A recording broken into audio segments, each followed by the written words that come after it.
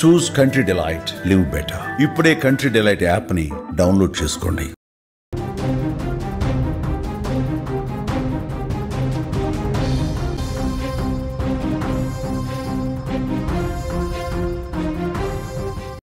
మరో breaking news చూస్తున్నాం.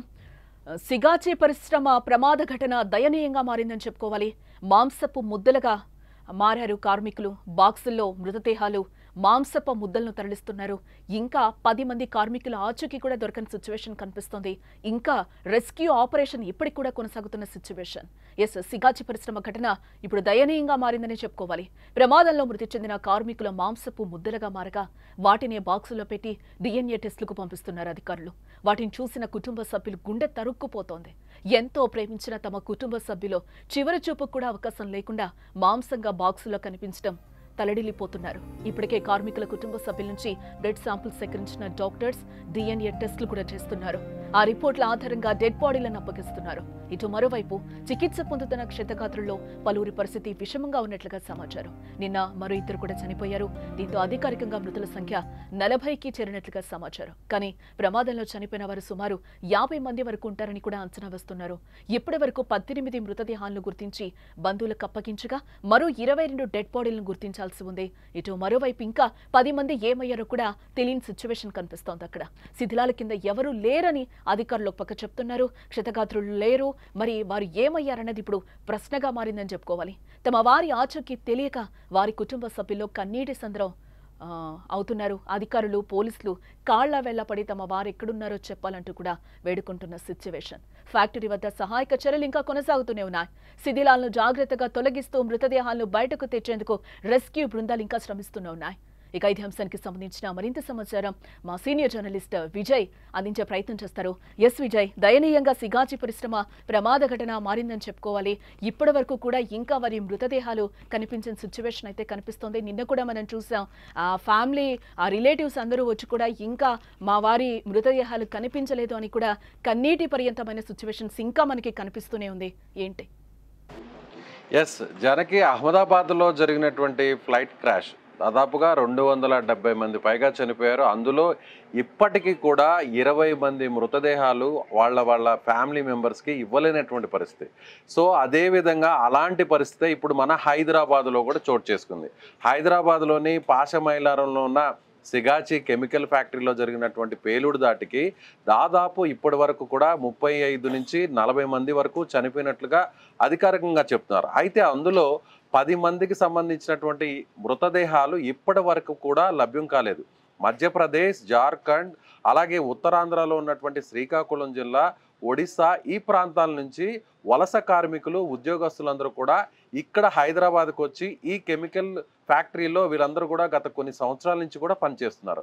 అయితే వీళ్ళందరిలో కూడా చిన్న వయసు వారు ఉన్నారు, కొంత మధ్య వయసు వారు ఉన్నారు.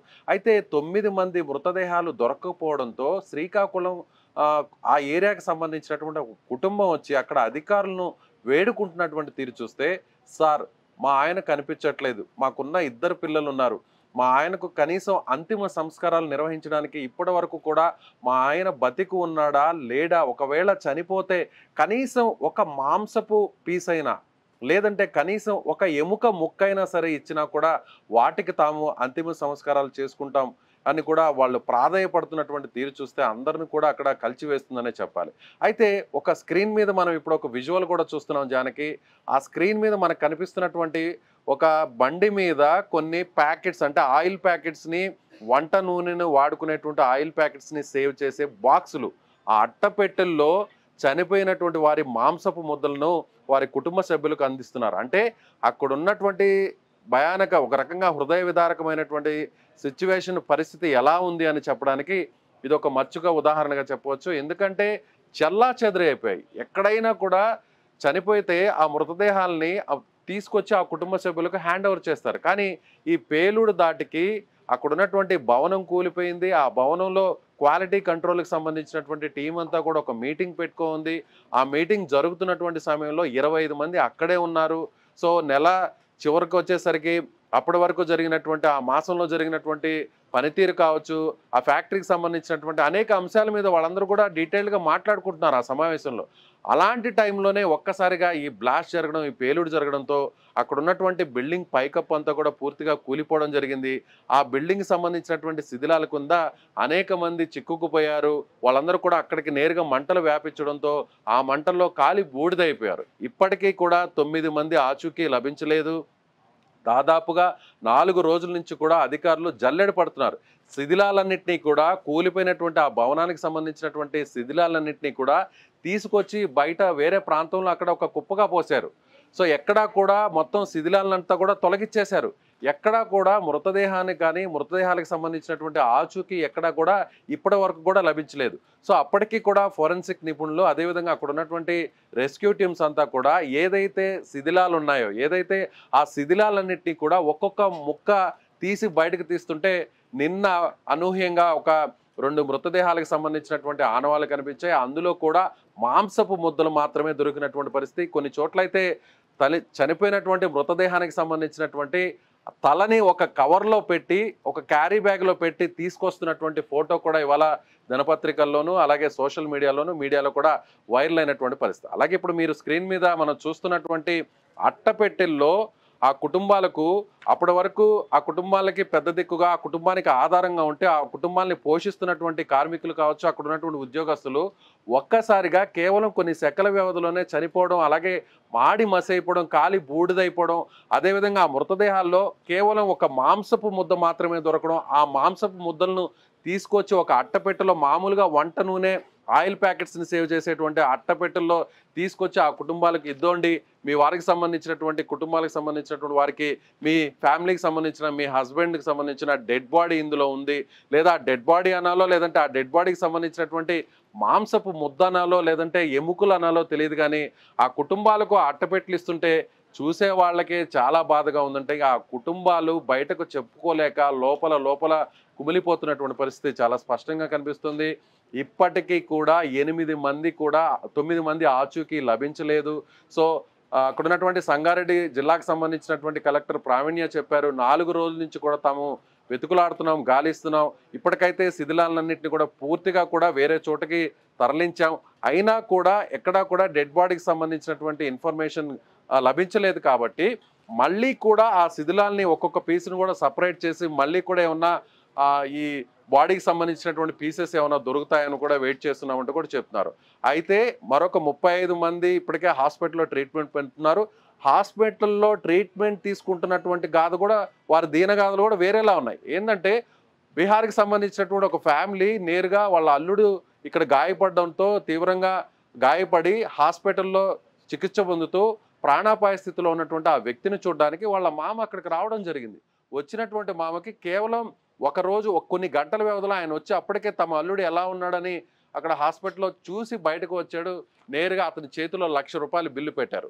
సో కొంతమంది ప్రైవేట్ హాస్పిటల్స్ కూడా ఇలా దోచుకు తింటున్నారు, ప్రభుత్వం ఈ విషయంలో ఆలోచించాలి, ఈ విధంగా ఇబ్బంది పెట్టడం కరెక్ట్ కాదంటూ కూడా బాధితులకు సంబంధించినటువంటి కుటుంబ సభ్యులు కూడా ఆవేదన వ్యక్తం చేస్తున్నారు. మరోవైపు అసలు ఈ ఘటన ఎలా జరిగింది, ఈ ఫైర్ యాక్సిడెంట్, అలాగే ఈ బ్లాస్టింగ్ గల కారణాలు ఏంటి అనేటువంటి విషయాన్ని కూడా అధికారులు వెలికితీస్తున్నారు. దీనికోసం ప్రభుత్వం కూడా ప్రత్యేకంగా ఒక కమిటీని కూడా ఏర్పాటు చేసింది. ఈ కమిటీ కూడా నిన్న పర్యటించింది. ఎక్కడైతే సంఘటనా స్థలం ఉందో ఆ సంఘటనా స్థలంలో మొత్తం అక్కడ ఉన్నటువంటి కొన్ని నమూనాలను కూడా సేకరించారు. ఫోరెన్సిక్ డిపార్ట్మెంట్ కూడా అక్కడ ఉన్నటువంటి ఆధారాలన్నింటినీ కూడా సేకరించారు. ఘటనకు గల కారణాలను కూడా వెలికితీస్తున్నారు. ఓవైపు అధికారులు తమ పని చేస్తున్నారు, మరోవైపు ఫ్యామిలీ మెంబర్స్ అక్కడ మార్చురీ రూముల బయట, అలాగే ట్రీట్మెంట్ తీసుకుంటున్నటువంటి హాస్పిటల్స్ బయట కూడా వేచి చూస్తున్నారు. హాస్పిటల్లో చికిత్స పొందుతున్న వారిలో తమ వారు ఉన్నారేమో అంటూ ఆతృతగా అక్కడ పరుగులు తీస్తున్నటువంటి ఫ్యామిలీస్ ఉన్నైతే, చనిపోయినటువంటి మృతదేహాలను అక్కడ మార్చురీలో భద్రపరిచినటువంటి అక్కడ ఆ ప్రాంతానికి వెళ్తున్నటువంటి ఫ్యామిలీస్ మరికొన్ని. ఇప్పటి వరకు కూడా 22 మెంబర్స్ అయితే దొరకని సిచ్యువేషన్, 22 మంది, ఇందులో 10 మంది అసలు ఏమయ్యారో కూడా ఇప్పటి వరకు తెలియని సిచ్యువేషన్ గా మనకి ఇక్కడ కనిపిస్తుంది. దీంతో పాటుగా ఒక హై లెవెల్ కమిటీని కూడా గవర్నమెంట్ ఏర్పాటు చేయడం జరిగింది. వాళ్ళు అదే పనిలో ఉన్నట్లుగా తెలుస్తుంది. ఎప్పుడు ఇస్తారు అని, వాళ్ళ మృతదేహాలు కూడా ఎప్పుడు ఇస్తారు ఏంటి అని కూడా వాళ్ళ కుటుంబ సభ్యులు ఆందోళన వ్యక్తం చేస్తున్న పరిస్థితి. దీంతో పాటుగా సిగాచి యాజమాన్యం ఇప్పటి వరకు స్పందించిందా లేదా?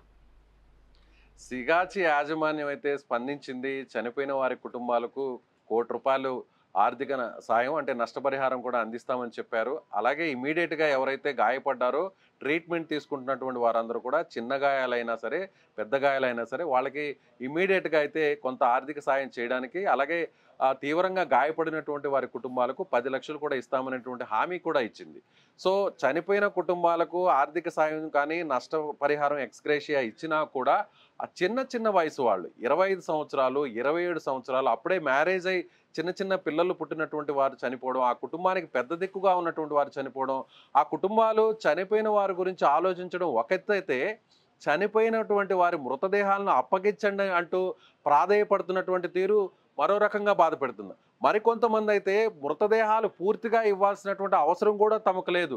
కనీసం ఒక మాంసపు ముద్దైనా దొరికినటువంటి ఆ మాంసపు ముద్దల్లో ఆ బాడీ పీసెస్లో కనీసం కొన్ని బోన్స్ అన్నా ఉంటాయి కదా, ఆ బోన్స్ని ఒకసారి DNA పరీక్షలు చేసి ఇప్పటి వరకు కూడా ఆచూకీ కనిపెట్టలేనటువంటి మాంసపు ముద్దలు కావచ్చు, అలాగే ఎముకలు కావచ్చు, వాటికి సంబంధించినటువంటి ఆనవాళ్ళలో మా ఫ్యామిలీకి సంబంధించినటువంటి వాళ్ళ ఏమన్నా DNA ఆనవాళ్ళు ఏమన్నా ఉన్నాయేమో ఒకసారి మరొకసారి పరీక్షించండి, మరొకసారి టెస్టులు చేయండి, అవి మా కుటుంబానికి సంబంధించినటువంటి ఫ్యామిలీకి సంబంధించిన మా వ్యక్తులకు సంబంధించినటువంటి బాడీ పీసెస్ ఏమన్నా ఉంటాయేమో, ఆ ఎముకలు తమ కుటుంబానికి సంబంధించిన, తమ కుటుంబ పెద్దకు సంబంధించిన, తమ భర్తకు సంబంధించిన, తమ తండ్రికి సంబంధించినటువంటి ఆనవాళ్ళు అందులో ఉంటాయేమో అంటూ అధికారుల చుట్టూ వాళ్ళు తిరుగుతున్నారు, ప్రాధేయపడుతున్నారు. మార్చరీ బయట వాళ్ళు నిద్రాహారాలు మాలి గంటల తరబడి అక్కడే వేచి చూస్తున్నారు. ఒక్కొక్క మృతదేహాన్ని ఏమైనా గుర్తిస్తారేమో, ఆ మృతదేహం తమదై ఉంటుందేమో అనేటువంటి ఆలోచించే వారి సంఖ్య ఒకవైపు అయితే, హాస్పిటల్లో ట్రీట్మెంట్ పొందుతున్న వారిలో తమవారు ఉండాలి. చనిపోయిన మార్చరీలో తమ వారికి సంబంధించినటువంటి మృతదేహాలు ఉండకూడదు దేవుడా అని కోరుకునేవారు ఒకరైతే, ట్రీట్మెంట్ పొందుతున్న వారిలో తమవారు ఉంటే చాలు అని కోరుకునే వారి సంఖ్య ఇంకోలా ఉంది. సో మొత్తం మీద 2 హాస్పిటల్లో ఇలా బాధితులకు సంబంధించినటువంటి కుటుంబ సభ్యుల ఆర్తనాదాలు రోదనలతో నిండిపోయాయని చెప్పాలి.